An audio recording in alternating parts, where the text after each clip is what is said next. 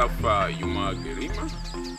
I am a former biology school teacher, now turned an environmental conservationist who came to spotlight singling out a tree species that is vanishing at an alarming rate, and this species is called the shea tree. Anybody would wonder why a teacher of a subject like you teach, biology, would quit teaching and then go to become an activist. What is that motivational factor, that force that has driven you to, I should say, to put a pause to teaching and then go into activism? And of all species, just Sve the Shea nut. What is so special about it? I have not left teaching per se. I have only changed the arena of teaching from being in the four walls classroom to an open air classroom. You will remember that much of my awareness is done on different platforms, including the radio, the TV, public gatherings, but I still use the same strategy of teaching. Why I have singled out on the shea nut is because as we were growing, shea nut played a bigger part in my life and my colleagues in school, because it is something that kept us, especially the oil or the butter, that will help us appetize our beans that were given to us in school. And apart from that, it was used for smearing our babies. So I and my community had that kind of cultural attachment to shea nut. Now coming back home after some years of absence from home to see this particular tree species getting lost at an alarming rate, I said, I think as a biology teacher, I need to talk about this, because without the shea nut and other similar tree species, teaching a very good topic of ecology in biology is going to be very difficult. So I just chose to raise awareness or to bring out issues about the destruction of shea nut.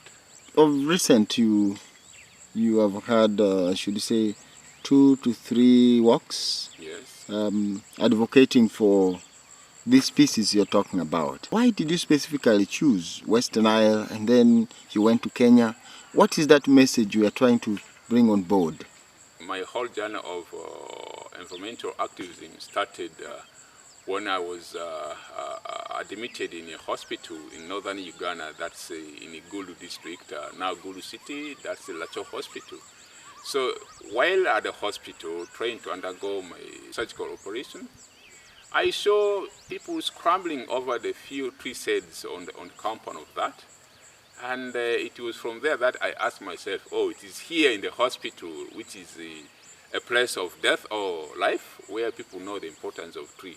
But out of the hospital, people are busy, destroying the trees. So once I rise up from the hospital bed successfully, I'm going back and begin teaching the community about the importance of trees. Strategy of my environmental advocacy is always my strength, and my strength is walking.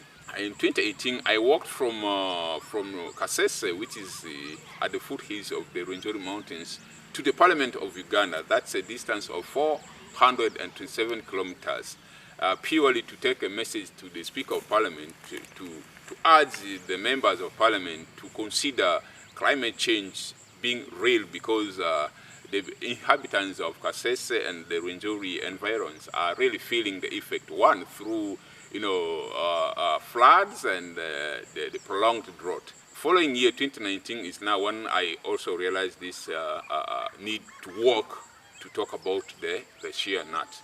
So I walked 520 kilometers from the Ugandan Parliament to Mariokolo, which is the most affected part.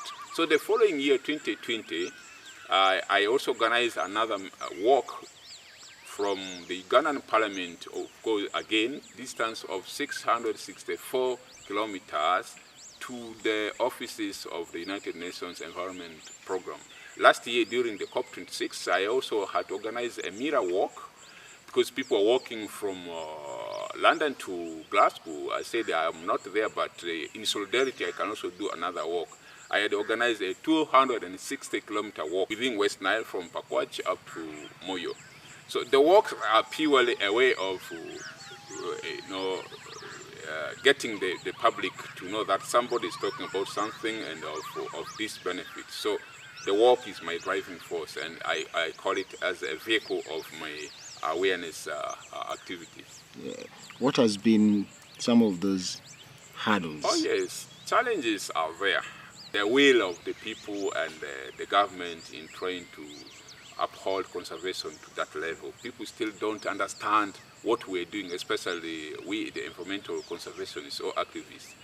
And this is a very big challenge. When you go and around talking about preserving the shea nut trees, then you are an outright enemy of the commercial charcoal dealers. And this is a very big challenge. I would call it the biggest challenge in the course of my awareness activity. The financial challenge is now becoming big because my dream is to raise 8 million seedlings of shea so as to restore 8 million for the beginning and more after that.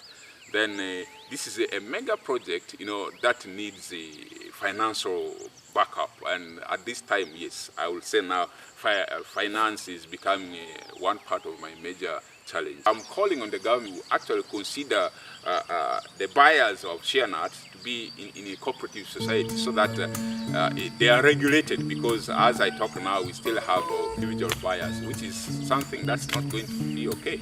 So rather have a cooperative society of shea nut buyers, just like we used to have in tobacco and cotton.